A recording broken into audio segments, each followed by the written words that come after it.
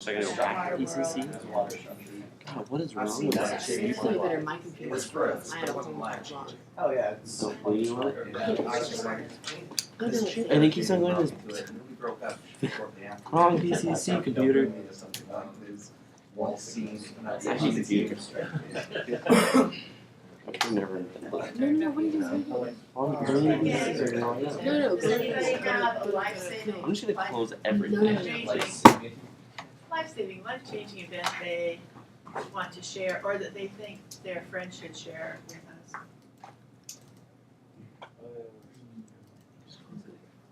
It's very hard to want to volunteer somebody else. getting kicked out of my house before I finished high school. Ooh. That would certainly change your life. Has anyone else shared that event? Getting kicked out of your house before you finished high school? Oh, did that? Was anyone ever threatened with it? Oh yeah, all the time. I had to pay rent in high school. Really? Yeah, I had 2 jobs. So I worked at a gas station. I broke concrete for a plumber.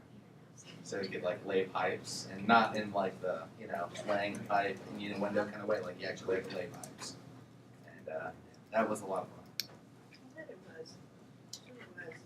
So it was good work then. Yeah, it was. Anybody else want to share? I heard of that one summer camp from hell. Did anyone else have a bad summer camp? It's like Camp Krusty. No? I'd pay money to go to Camp Krusty.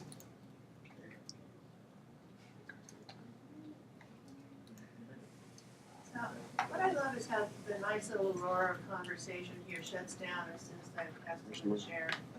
Even though you would all share with each other, and you'd probably share it with me, you don't want to say it to the whole group.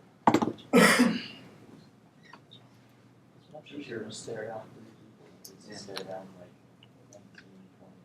Well, you can stand in the corner like Blair Witch and talk about it. I'm gonna have to agree with Daniel. Sharing something on a personal level, and it is personal information, it's much easier when you're sharing with 1 or 2 people.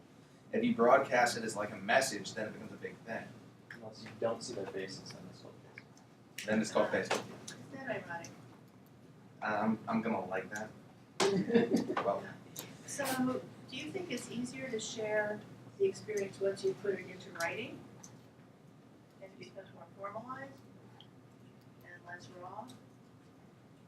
I would agree with that. In theory, if I have an experience that has happened to me after I've written it down, I don't care who reads it. But I don't necessarily want to tell people. But that's not everyone. I mean, other people think their information is quite personal, and they get kind of paranoid about their opinions, and they don't want to discuss it with even strangers to read it, because you're still vulnerable. If you like, there are settings on your blog where you can make it private and only I can read it. So, if that's what you want to do, that is fine. I have a life-changing incident. You do? Yeah, I moved out. It was a month after I turned 18. I was 300 miles away from my mom into a house where I didn't even meet or talk to the homeowner or the roommates. And I signed the rent thing that day. The lease. The lease, yeah. Well, it wasn't a permanent, you're stuck there for 12 months. It was just a temp thing and no security deposit, so it was really nice getting my foot in the door living in Portland. But it was still really scary because I just met the people that day. And I was moving up in 2 men. So that was quite shocking for me, but I still battled through it. Well, what got into you? Well, what do you mean? And nobody else did. I don't have the balls to do that. Oh, What prompted you to make that kind of leap? I've been so determined to move out since I was probably about the age of 5. So I just wanted to get on with my life. Yeah. And how's that worked out for you? I lived there for about a month, and I ended up moving to Tualatin with a new roommate, and now we've got a year lease there. So I'm a lot happier, and I prefer living with a female roommate rather than men. I think it's because I lived with my mom for so long. But it was quite an adventure, and I it got me to Portland quite fast. So at least I had the access to public transportation, which I didn't have accessibility to down in Denver. So they had lousy public transportation. It was horrible. But now I got my car, so I don't have to worry about the bike, and great for the weather change. So I'm not stuck riding in the rain. I love bikes, but I don't like it with no brakes during the rain. It's horrible. But so far I'm doing really good. Good. Got my life under control. And I'm going to school. You could actually start a blog that continued on that theme, like an advice for kids who at age 5 want to get out of home. Do it how I do it. At least they have accessibility to the internet now. Yeah, I mean, that's I true. don't have the internet now, for sure. You know, I think it is as big as good for changing the world. Absolutely. The way we communicate. Well, it's almost more of a staple than a thought. Oh, yeah. Yeah. In fact, that was my big problem being in Brazil, was that I had no media for 3 weeks. I had no television, no internet, no Kindle. And were you freaking out? I was freaking out. And I don't think of myself as that addicted, but clearly, there's an addiction there. See, I'm one of the few people amongst my friends who don't constantly use the internet. I'll go days without checking my email or even being online. And people think this is the weirdest thing. Like, I'll get a phone call from my brother because I haven't returned his Facebook message yet. Because he figures something horrific must have happened to me because Yeah. it's been more than 2 days since I was on the internet. Anything can happen in 2 minutes. So you better check your email every 2 minutes at least. You see, if I did that, that'd drive me crazy. I couldn't handle that. I just think of it like when you're checking the fridge. Just check it every 2 minutes. And Because expect something new will magically appear in the fridge. That's the only Something- difference. Everybody That's the something only could be in difference. there Something might actually be there. that you missed it before. Okay. Yes. Did That's anyone exactly it. find that Exactly. they didn't think they had any life-changing experiences?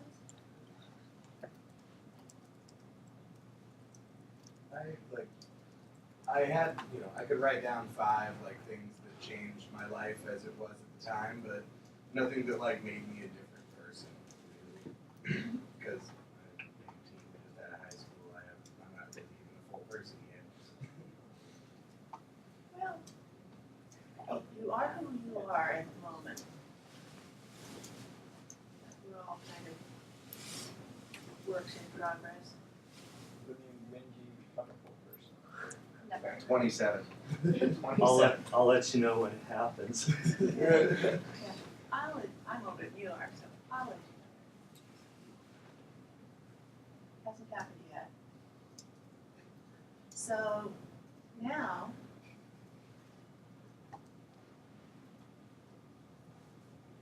life-changing experiences.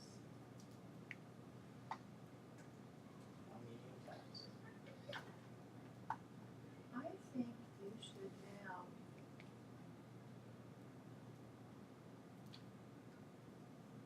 a list of things that you hold dear, that you love, that you couldn't stand to see being changed. What? This is my favorite comment of the day. Can you repeat that? What? Thank you so much. What? Sort of like a cow says in the field when they're looking for where'd the rest of them go? What? Sorry for picking it. I couldn't hear you. Right, 5 things that you hold dear or you value that you couldn't stand to see changed. Okay.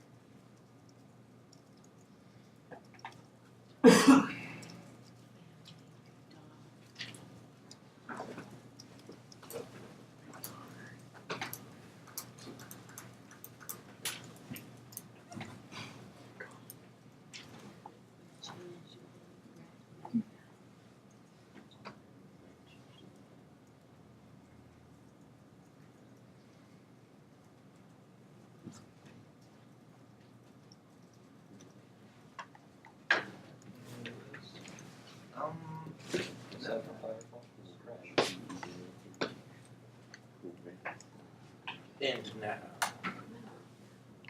What?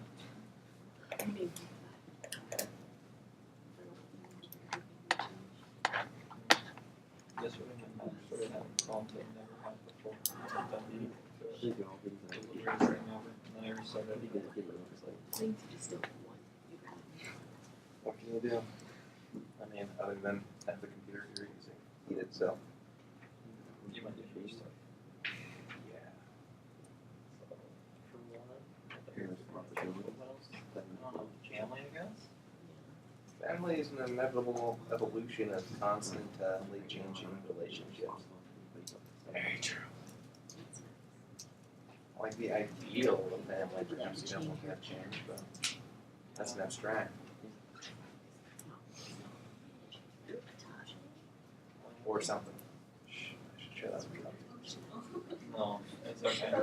Don't worry. The United States remaining a sovereign nation. You see, I don't care about that. Saturday and Sunday. It may not change. You see, like I was thinking, like, I have a goddaughter, and I love her, and I don't ever want her to change or get older. I want her to stay 3 years old forever. But now that's not possible. And that's what I feel stupid writing that down.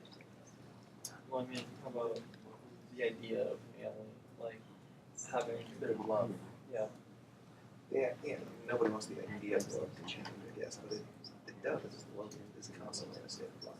It's never the same thing. You ask me the question, what is love? I'll give you a different answer every single time. I forget.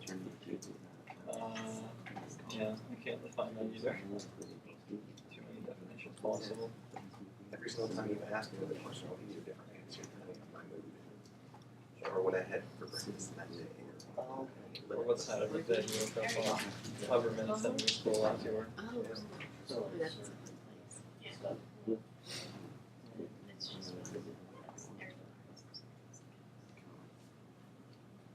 Seeing this, I'd like to see the world change. I'd like it to become a better place. You know, like I'm too idealistic to say that I don't want change because I always want change. I completely agree, but we need to get sections for the assignment. So this is the hardest assignment I've ever had. The Saturday and Sunday, I am definitely. That is the one thing I am really happy. I mean, yeah, these two, I completely am fine with the change in them. There's some aspects of them I really like to keep. For example, the social factor of the internet, and all the access it gives you, family, just having a close circle of people who you can typically go to your home with, no matter what it is. No, at least normally provide some kind of advice or So something. she's in it with his brother. I mean, friends can do the same, but I don't know. Well, Family's a little bit more personal. I don't want She's sucked up in everything. I want change to be a constant in my life. But now she's. I don't want her to Okay. I don't want to change. Change is good. I guess that's what I'm gonna say. Yeah. We hold change dear to us, so we can't let it go. And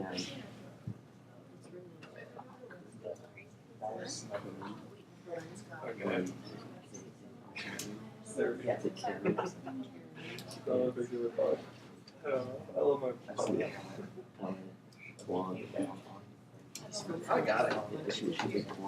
You should restart that. I don't know how. Oh, do I shake it? Right here. Oh, really? Did meet? There's a little button. So like, okay, hold. Look how I'm holding the tree back center. Hold on, we'll pick it up a little bit. Yep. Bam. Okay. I have. Where's my little one? Hopefully there is a login password or something. Ah.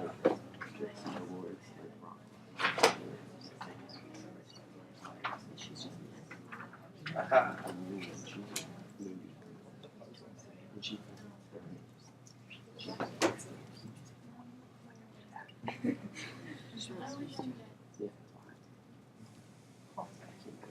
Bam.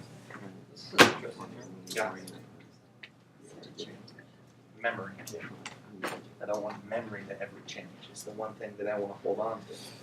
You are so right. Okay. see. Because we do all the day. Because I'm comfortable with change happening in every aspect of my life because I realize that it's you know, absolute force that's going to happen if you want to change is inevitable. But what I want to hold on to more than anything else is my memory. The things that I have experienced, and those fade. I completely agree with you. Yeah, you just won my number one point. Yep. And that's even more terrifying because I was having problems with memory loss a couple years ago after I had one, which, you know, who hasn't had one of those? And, you know, the idea that I would wake up and not remember who I was one of the most terrifying experiences in my life. Damn. So, that's going to be terrifying for you, too. You know?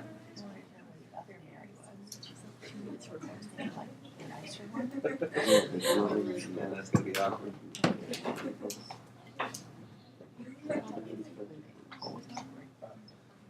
That is a good looking dog, though. Silver. I want a dog. Or an apartment dog. I think that one. Yeah. Not even a little fella. Though I like dogs. I'm a dog person. Cat people are not interested.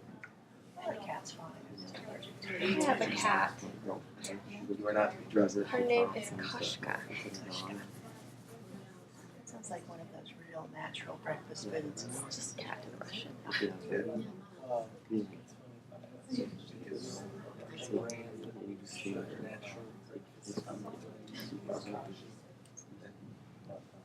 That's the promo where you got the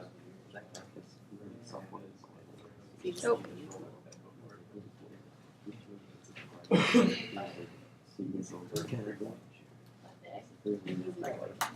You started that? Yes.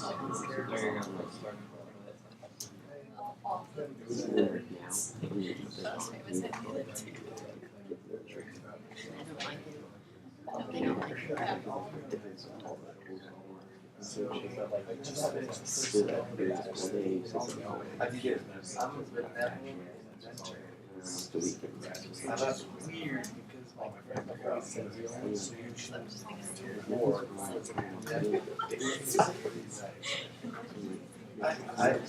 don't remember what I even got. I just emailed it to her. I'm sure I got like the biggest Will right.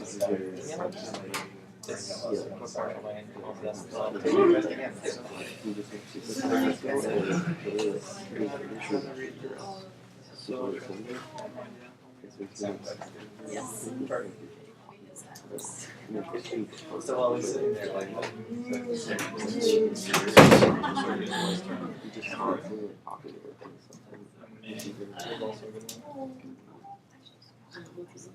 okay.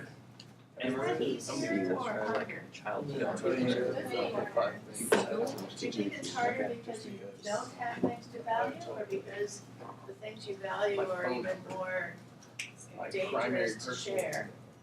The data that's on my computer. I can think of the United States being a sovereign nation. I love my family. Yes. But the phone numbers are Danger of what it like is not. I Well, it can change for the better. that's very important because Great, but I wouldn't want them to change it for worse, but what does that exactly mean? And how can we know in the moment whether it's better or worse? You know, there are things that have happened to all of us that in the moment seemed like it was the end of the world, and then later it was necessary to our growth, no matter how bad it was.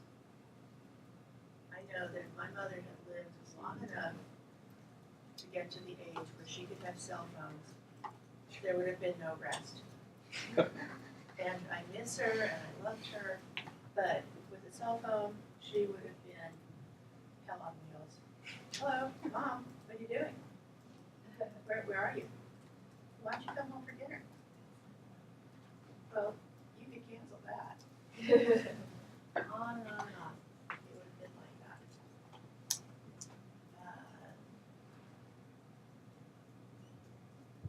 Terrible things happen that are exactly the way they needed to be. Really good things that we thought were going to be fabulous turned out not to all to be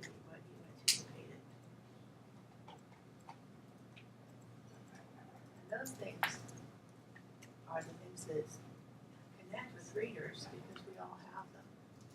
And it seems like readers are often attracted to things that are familiar more often than they're connected to things that are strange. Like if I saw an article on Boolean statistical methodology, even though it's new and different for me, I still would read it. Has anyone had a brand new experience in the last 10 days? You went someplace new, saw something new? Yes. I went to the Night Flight Aerial Arts Studio and they were closed. Yeah, because they had a performance that night. I was gonna go do their drummer class. Oh, Yeah, I traveled so far. It's all the way in Portland. But I'm gonna go back once. So it's all good. don't let the door slam.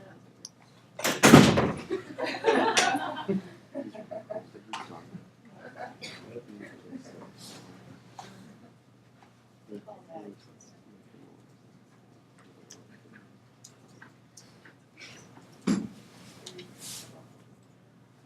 I went on the Shanghai Tunnel Ghost Tour on Saturday night. And I didn't see a single ghost. Although I can imagine how you might down there because it's dark and pretty. The air is very close. The tour guide is kind of a strange little hobbit-esque man. He wears a top hat. But I might write about it. I took some pictures of it. There were no orbs in any of them. It's just what you always see on those ghost shows. The orbs come through, which I think is probably dust coats that catch the light somehow. But it was fun, and the people I was with were really anxious to see something that they didn't either. So, I don't know if it's worthy of writing about or not.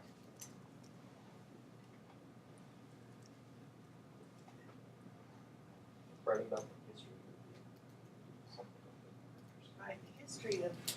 Shanghai. Shanghai tunnels, white slavery in Portland, like white slavery all over the world. There are, I forget the numbers, but just in Cambodia, I think there are 40 million young girls who've been kidnapped into the white slave trade, some of them as young as 3 years old. It's all over Sierra Leone, India. There's a documentary called Half the Sky that is very good about women in those countries trying to actually themselves raid the places and rescue the girls, but they can't get back at home. It's just the way the belief system is there. Very strange. That might be something. That's something that changed my life recently. I was watching that documentary, Half the Sky, and I think it's online to watch. So there are big things to write about, really huge, enormously weighty things to write about. And then there are little tiny things to write about. And the trick is to make these enormously big subjects familiar to the reader so that they can get a handle on it. Or to take these little tiny subjects and make them universal so that everybody can put a hand on it. So that the whole readership feels like they too have stubbed their toe. Or the whole readership feels that it's their daughter or sister who's been sold into white slavery. Making one experience something that everybody else can share is one of those tricks of writing that they don't cover in writing classes too often. So you just have to experiment until you get it right. And that's why you don't see that many people who write for a living, because it's hard. You know there are a lot of jobs. Okay. Does anybody who got paper back today, will any of them people volunteer to put it up?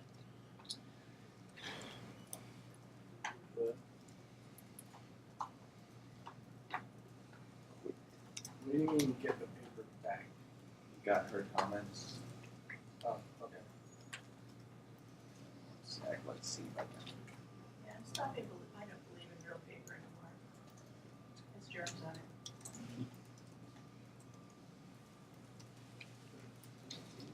How many of you have used the track comments feature in Microsoft Word? Okay, because you're gonna have to deal with it when you get papers back from me, and I wanna show you how it works. Track changes.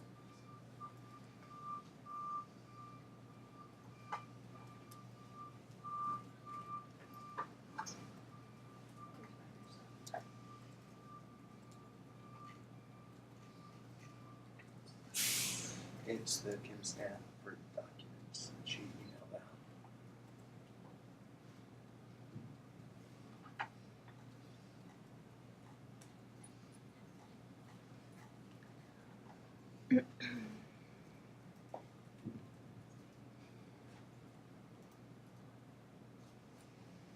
Let's see.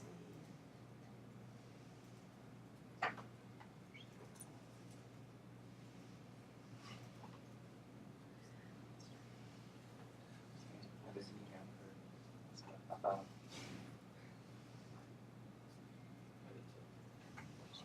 I'll kind of see that. Don't let your reader say so what. That is one thing you might do when you're reading what you've written, is ask yourself, could a reader read what I've just written and say so what? Kind of a test. Let me find a piece of bad text to put in here.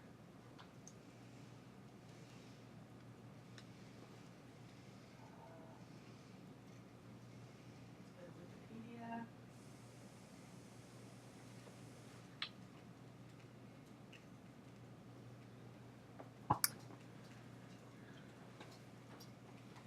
You just like, okay. What subject should we look up? Is there any ideas that boggles my mind?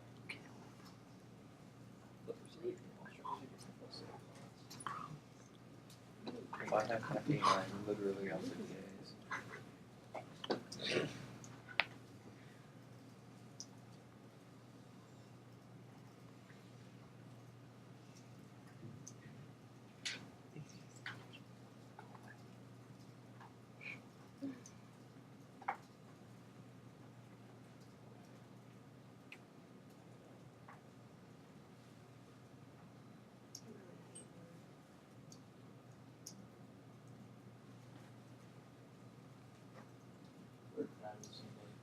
Okay.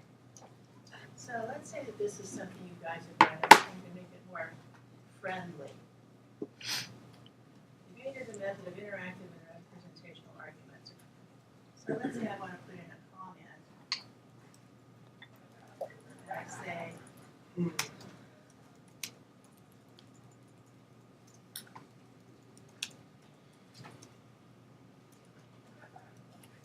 so my comment comes out on the side.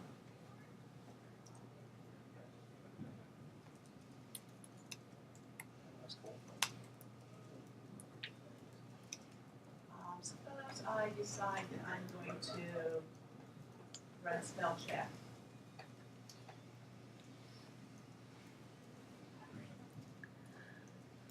Okay, change it to the correct spelling.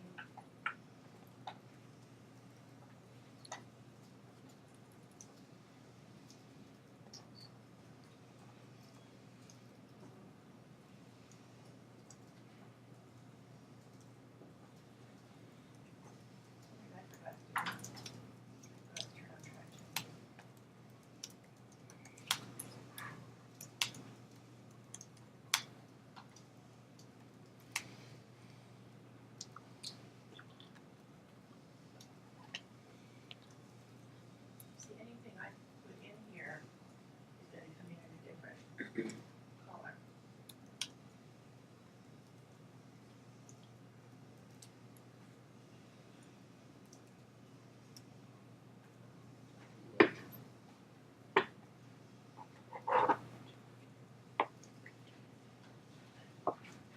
cross out what you had, so then what I have. So you'll see your paper when you get it kind of marked up. Suppose I want to move a sentence